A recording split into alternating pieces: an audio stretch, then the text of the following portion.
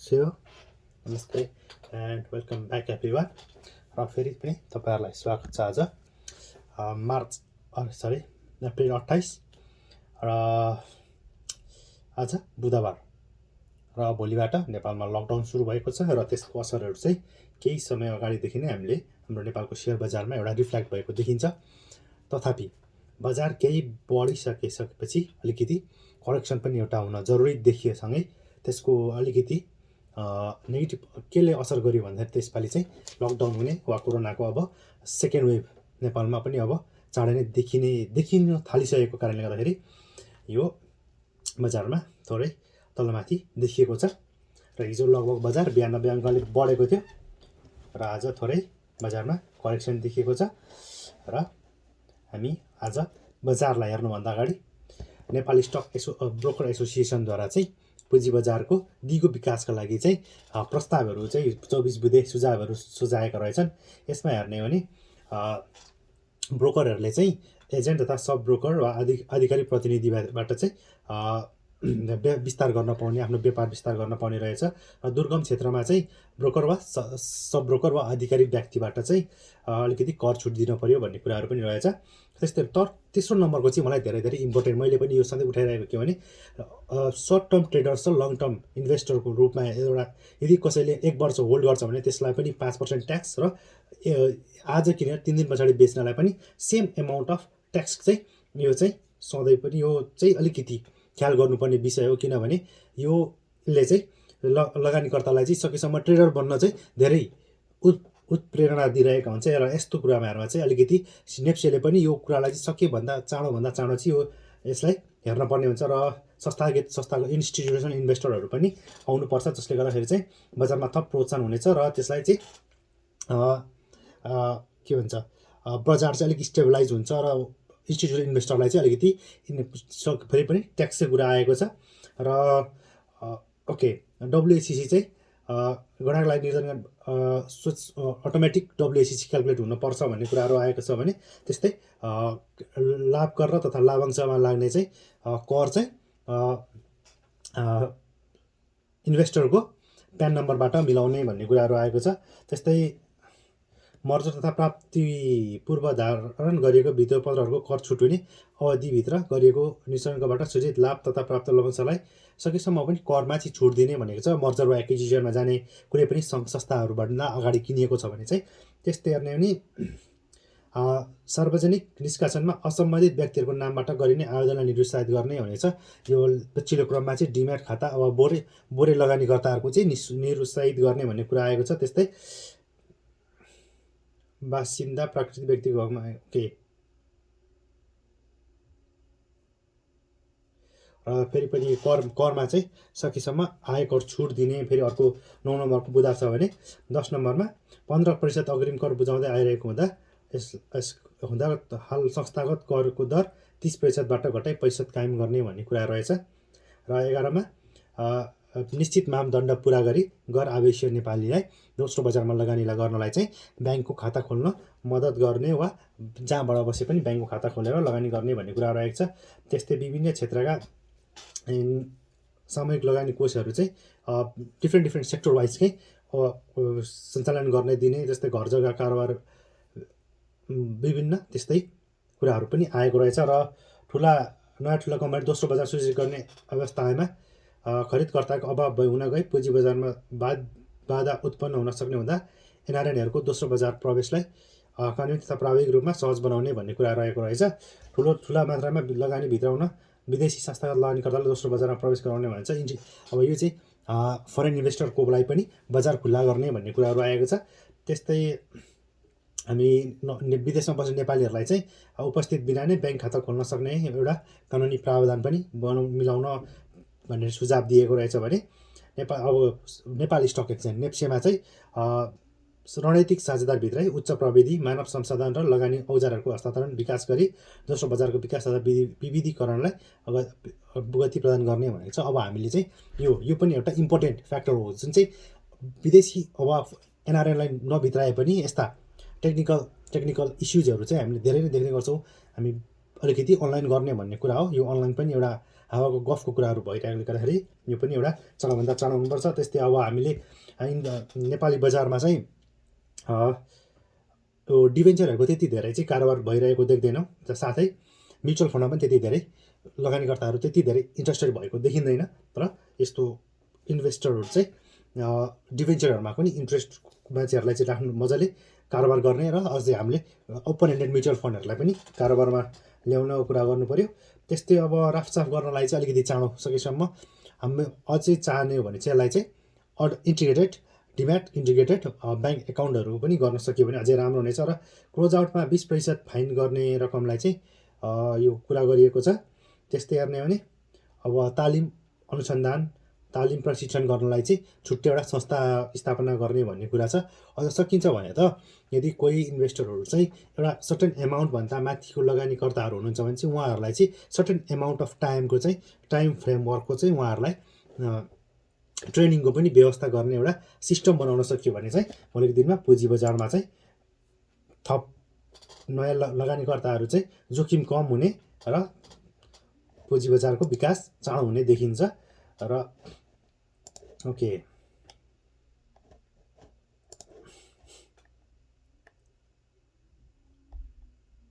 आज नेप्सी 13.79 अङ्कले घटेर 2585.28 बिन्दुमा गएर रोकिएको छ भने कारोबार रकम 3 अर्ब 99 करोडभन्दा बढीको सेयर कारोबार भएको देखिन्छ। हिजोभन्दा आज निकै नै कम सेयर कारोबार भएको देखिन्छ, किनभने हामीले भोलिबाट लकडाउन फेस गर्दैछौँ र कहिलेकाहीँ स्वास्थ्यको राम्रोसँग ख्याल गर्नुपर्ने नै उत्तम उपाय हुनसक्छ।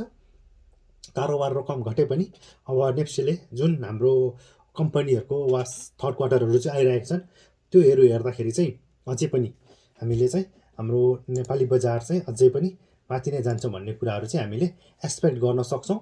प्रफिट पनि यो कोरोनाको जुन कहर बिचमा पनि हामीले प्रफिटहरू राम्रै कमाएको देखिन्छ। ग्लोबल आइएमएफ ब्याङ्कले लगभग 3.57 अरब प्रफिट कमाएको छ 9 महिनामा र यसको ग्रोथ चाहिँ लगभग 32% को ग्रोथ भनेर देखिएको छ। र ओके यसको नन पर्फर्मिङ लोन 1.61% छ भनेको छ र बेस रेट 6.40% मा देखिएको छ। र यसले 244.3 अरब चाहिँ डिपोजिट कलेक्ट गरेर 222.9 अरब चाहिँ यसले इन्भेस्ट गरेको देखिन्छ अर लोन दिएको छ। त्यस्तै यसको करेन्ट क्यापिटल चाहिँ लगभग 21.63 अरब देखिन्छ भने इपिएस अर्निङ पर सेयर भनेको तपाईँहरूले बुझ्नुहुन्छ एक किताबहरू कति कमाइरहेको छ वा 100 रुपियाँ लगानी गर्दा कति कमाइरहेको छ भन्ने कुरा बुझिन्छ। इपिएसले चाहिँ अर्निङ पर सेयर 22.05 रुपिस 22.05 रुपिस देखिन्छ भने नेटवर्थ 148.92 देखिएको छ।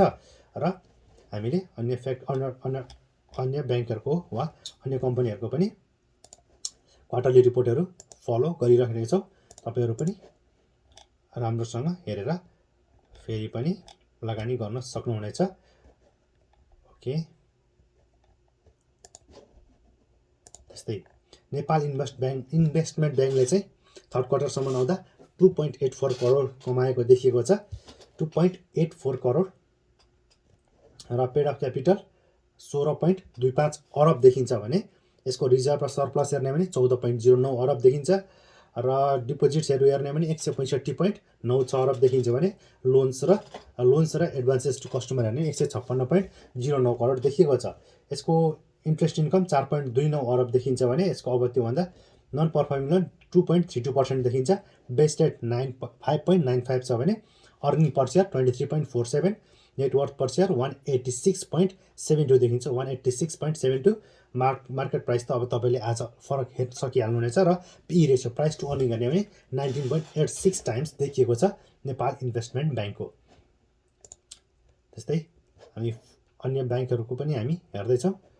ओके त्यसपछि नोबेल ब्याङ्क हेरौँ। नोबेल ब्याङ्कले लगभग 3.67 अरबको प्रफिट कमाएको छ। नोबेल ब्याङ्कले यो चाहिँ 36.63 टाइम्सको बढोत्तरी देखिएको छ 36.63% को बढोत्तरी देखिएको छ।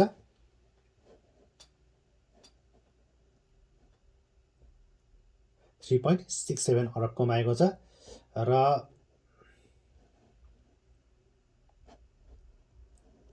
यसको पेड अफ क्यापिटल 13.48 अरब छ र रिजर्भ र सरप्लस हेर्ने भने 17.52 अरब देखिएको छ र क्यापिटलभन्दा यसको रिजर्भ पनि धेरै नै देखिएको छ र यसले 208.33 अरब चाहिँ यसले पुँजी सङ्कलन गरेको छ भने 186.19 अरब चाहिँ यसले लगानी वा कस्टमरलाई लोन दिएको छ भने यसको इपिएस अर्निङ पर सेयर हेर्ने भने 36.63 टाइम्स 63 रुपिस देखिन्छ भने नेटवर्थ पर सेयर 222.97 देखिन्छ 222.97 र यसको ओके बेस रेट 6.18 देखिन्छ भने अर्निङ पर सेयर 36 छ भने मार्केट प्राइस आजको हेर्न सकिन्छ आजको चाहिँ बर्तमान 1380 रहेछ भने पी रेसियो 37.67 टाइम्स देखिन्छ 37.6 टाइम्स 7 टाइम्स देखिन्छ पी रेसियो ओके अर्को सानिमा ब्याङ्कले चाहिँ लगभग 1.85 करोड सरी 8.85 नेट ओके 1.85 अरब 1 अरब 85 करोड रुपियाँ नाफा कमाएको देखिन्छ भने 15% को बढोत्तरी भन्ने देखेको रहेछ र यसको हेर्ने हो भने टोटल 3.27 अरब कमाएको छ भने ओके थोरै मात्र योभन्दा अगाडि 3.24 अरब कमाएको रहेछ र यसको पेड अफ क्यापिटल 9.68 अरब छ भने यसको रिजर्भ र सरप्लसमा 4.71 अरब देखिएको छ 4.71 अरब चाहिँ यसको सरप्लस अर रिजर्भमा देखिन्छ भने डिपोजिट यसले 122.79 अरब डिपोजिट उठाएको छ भने लोन्स र यसले 114.06 अरब दिएको देखिन्छ ओके नन पर्फर्मिङ लोन 0.21% मात्र छ भने बेस रेट 6.23 इपिएस अर्निङ पर सेयर 25.73 देखिन्छ भने नेटवर्थ पर सेयर 148.70 देखिन्छ मार्केट प्राइस 393 रहेछ आज यसको घटेको पनि हुनसक्छ त्यो अनुसार तपाईँले ट्रेडिङ गर्न सक्नुहुन्छ र P ratio price to earning ratio पनि 15.27 र 15 भन्दा तल देख्ने भनेपछि अझै पनि ब्याङ्कहरू चाहिँ अन्डर भ्यालु भनेर पनि हामीले बुझ्न सक्छौँ र त्यसअनुसार तपाईँहरूले चाहिँ यसको पास्ट हिस्ट्री कुन कति प्रफिटहरू मतलब कति बोनस कति डिभिडेन्ड दिएको थियो भन्ने कुराहरू पनि तपाईँहरूले हेरेर थप आफ्नो लगानी डिसिजनहरू तपाईँहरूले लिन सक्नुहुनेछ र अन्य ओके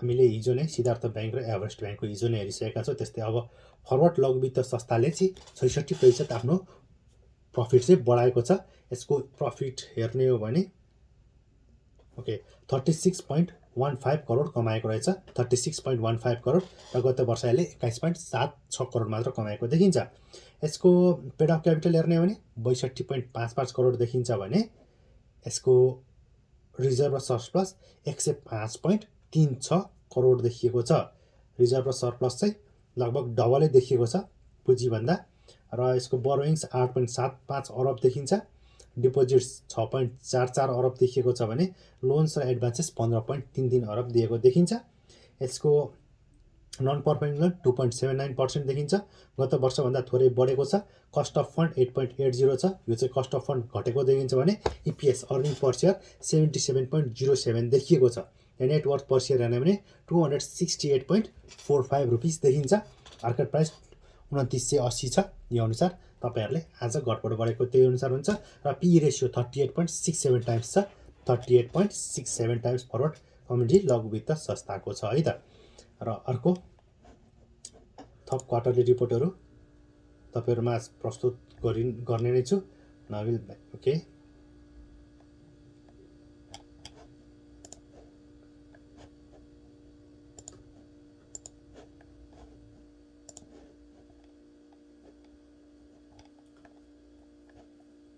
सेन्चुरी कमर्सियल ब्याङ्कको नाफा लगभग 60%ले घटेको भन्ने कुरा छ सेन्चुरी कमर्सियल ब्याङ्कको 60%ले घटेको रहेछ तेस्रो तमसमा आउँदाखेरि 91 करोड 57 लाख रुपियाँ मात्र नाफा कमाएको देखिन्छ जुन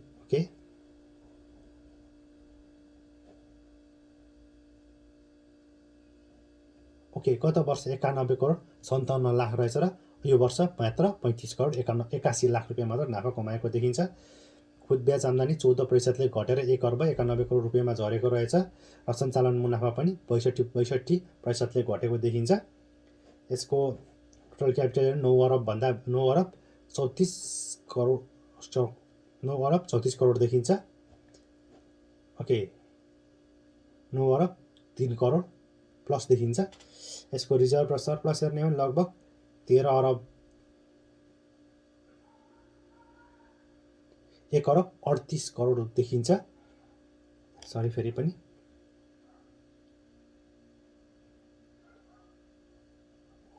1 अरब 38 करोड देखिन्छ रिजर्भ र सरप्लस। र यसको इपिएस हेर्ने भने 5 रुपियाँ 29 पैसा छ भने नेट पी रेसियो 48.62 टाइम्स देखिन्छ। नेटवर्थ पर सेयर 117.81 टाइम्स देखिएको छ। र यसको कस्ट अफ फन्ड हेर्ने हो भने 5.72% देखिन्छ। र मेगा ब्याङ्कको हेरौँ, मेगा ब्याङ्क लगभग 35% आफ्नो नाफा वृद्धि गरेको रहेछ। 1 अर्ब 45 करोड 10 लाख रुपियाँ नाफा कमाएको देखिन्छ।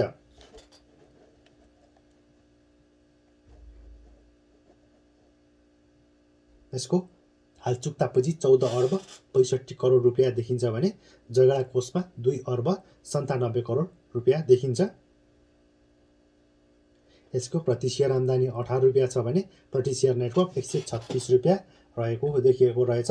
यसको बेस रेट 7.59 र कस्ट अफ फन्ड 5.55% देखिन्छ भने नन पर्फर्मिङ लोन 1.31% र नेटवर्थ पर सेयर 136 भनिहालेँ मैले। पी रेसियो 17.65 टाइम्स देखिएको छ, 17.65 टाइम्स। र लक्ष्मी ब्याङ्कले पनि आफ्नो नाफा 18%ले वृद्धि गरेको रहेछ। लगभग 1 अर्ब 8 करोड रुपियाँ नाफा कमाएको देखिन्छ। 1 अर्ब 8 करोडबाट 1 अर्ब 28 करोड रुपियाँ नाफा कमाएको देखिन्छ।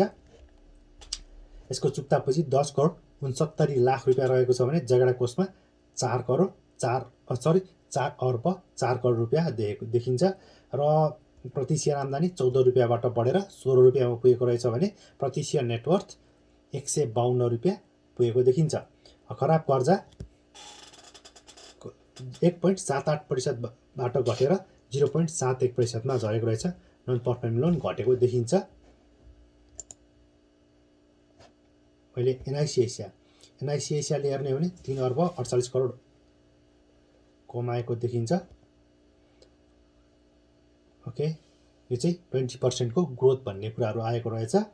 र चैतसम्मको वितरण योग्य मुनाफा 1 अर्ब 22 करोड 6 लाख रुपियाँ छ भने यसको प्रति सेयर आम्दानी 19 रुपियाँ 19 पैसा बढेर 34 रुपियाँ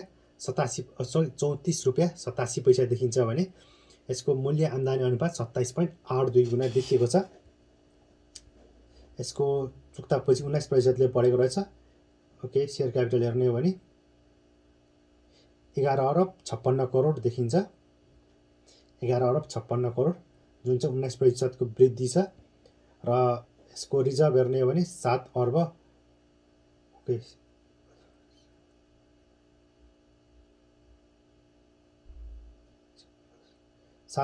39 करोड देखिन्छ यसको रिजर्भ र सरप्लसमा। ओके, रिजर्भ मात्र। र रिजर्भ र सरप्लस हेर्ने हो भने 8 अर्ब 66 करोड 78 लाख 72 हजार रुपियाँ देखिन्छ। यसको इपिएस 34.84 रुपिस देखिन्छ भने पी रेसियो 27.82 टाइम्स। नेटवर्थ पर सेयर 162.03 देखिन्छ, 162.03। ओके, नन पर्फर्मिङ लोन 0.47 मात्र देखिएको छ। अर्को प्राइम कमर्सियल ब्याङ्क पिसिबिएलको हेर्ने हो भने नाफा 2 अर्ब 3 करोड रुपियाँ कमाएको गत वर्ष कमाएको छ भने यो वर्ष 2 अर्ब 81 करोड कमाएको रहेछ, जुन चाहिँ 38% को वृद्धि भन्ने कुराहरू आएको छ। चुक्ता पुँजी यसको 16 अर्ब चुक्ता पुँजी रहेको छ भने जग्गा कोषमा 7 अर्ब रुपियाँ रहेको देखिन्छ। ब्याङ्कको प्रति सेयर आम्दानी 19 रुपियाँबाट बढेर 23 रुपियाँ पुगेको छ। नेटवर्थ 145 रुपियाँ रहेको देखिन्छ। पी रेसियो हेर्ने भने 19.31 टाइम्स छ। यो पनि यसलाई हामीले अझै यसमा स्पेस छ भनेर चाहिँ यो कम्पनीलाई पनि हामीले लगानी गर्ने ठाउँ रहन्छ। यसको प्राइस अलिकति लोवर साइडमा तपाईँहरूले लगानी गर्नुभयो भने तपाईँलाई फाइदा बेसी नै हुनेछ। र यससँगै फेरि एनसिसीको पनि सेकेन्ड क्वार्टर रिपोर्ट आएको रहेछ, नेपाल क्रेडिट एन्ड कमर्स ब्याङ्कको। र एनसिसीको हेर्ने हो भने 1 अर्ब 10 करोड 11 लाख रुपियाँ कमाएको छ, जुन चाहिँ 5.55%ले धेरै भएको देखिन्छ गत वर्षभन्दा। र यसको चुक्ता पुँजी 10 अर्ब 31 करोडभन्दा प्लस देखिन्छ। र रिजर्भ र सरप्लस हेर्ने हो भने 3 अर्ब 94 करोड 77 लाख 48 हजार रुपियाँ देखिन्छ। र यसको इपिएस हेर्नु 14 रुपियाँ 23 पैसा देखिन्छ। पी रेसियो 22 रुपियाँ 22.69 गुणा देखिन्छ भने नेटवर्थ पर सेयर 138 रुपियाँ 27 पैसा देखिन्छ। र यति नै राखेर अब हामीले आज कुन कुन कम्पनीले आफ्नो सम्पत्ति जोड्यो भन्दाखेरि पिबिसी चाहिँ विशाल बजार कम्पनी लिमिटेड 9.9% बढेको छ भने महिला लघु वित्तक पनि 9.99% नै बढेको छ। र अर्को एउटा सिगाटी हाइड्रो एनर्जी लिमिटेड आज 610 किता कारोबार भएको छ 7.84% वृद्धि भएको छ। एनएसडिएल 5.14% वृद्धि भएको छ भने नारायणी डेभलपमेन्ट ब्याङ्क 4.87% वृद्धि भएको छ। आज यसको पनि फेरि पनि अप्रत्य कुरा आएको देखेको थिएँ मैले। र बोटलस नेपाल तराई 4.86% वृद्धि भएको छ नि हिमालयन ऊर्जाको पनि 4.28% वृद्धि भएको छ। सिद्धार्थ एसबिएल डिबेन्चर 3.75% को वृद्धि छ भने एनसिसी पनि 3.66% बढेको छ। श्री इन्भेस्टमेन्ट फाइनेन्स पनि 3.33% को ग्रोथ देखेको छ। आज गुमाउनेमा हेर्ने भने पोखरा फाइनेन्स लिमिटेड -6.15%, त्यसपछि progressive finance -4.49, RRHP Rairang hydro पावरको -4.32, Sindhu Bikas bank -4.2%, NHPC -3.82%, Miteri development bank -3.71%, MPFL multipurpose finance -3.7% छ। एनआइबिपिओ नेपाल इन्भेस्टमेन्ट ब्याङ्कको प्रमोटर सेयरले -3.53% गुमाएको छ भने हिमालयन जेनरल इन्सुरेन्स पनि -3.44% गुमाएको छ। त्यस्तै युनाइटेड मोदी हाइड्रो पावर पनि -3.29% ले गुमाएको देखिएको छ। र मल्टिपर्पजको राइट सेयर चाहिँ लिस्टिङ भइसकेको रहेछ 17,56,500 सबै 59,621 किता लिस्टिङ भइसकेको छ। सिंगटी हाइड्रो पावरको आजबाट कारोबार खुल्ला भएको छ।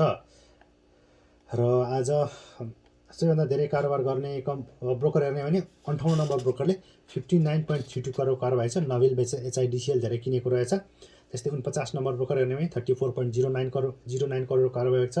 सिबिबिएल बेचेर सिबिबिएलले धेरै किनेको छ। 45 नम्बर ब्रोकर 31.96 करोड कारोबार छ। अप्पर बेचेर इबिएल किनेको छ। 42 नम्बर ब्रोकर 26.57 करोड कारोबार छ। एचपिपिएल बेचेर जिबिआइएमई किनेको देखिएको छ। 4 नम्बर ब्रोकर 26.55 करोड कारोबार छ। नबिल बेचेर एनसिसिबी किनेको छ। 28 नम्बर ब्रोकर 26.26 करोड कारोबार छ। हिमालयन ऊर्जा बेचेर सिआइटी किनेको देखिएको छ। र आज कारोबारको अगाडि रकम हेर्ने हो भने एनसिसिबीको 28.40 करोड कारोबार छ। अप्परको 16.70 करोडको कारोबार भएको छ। एचआइडिसिएल 14.45 करोड, एनआरआइसी 12.38 करोड, निफ्रा 11.43 करोड, एनआइसिएसिया 11.26 करोड, शिवम 10.79 करोड, जिबिआइएमई 10.78 करोड 71 करोड, नबिल ब्याङ्क 10.54, एसडिएल 8.06 करोड कारोबार छ भने सिआइटी पनि 7.77 करोड कारोबार भएको छ। र यति भन्दै आजलाई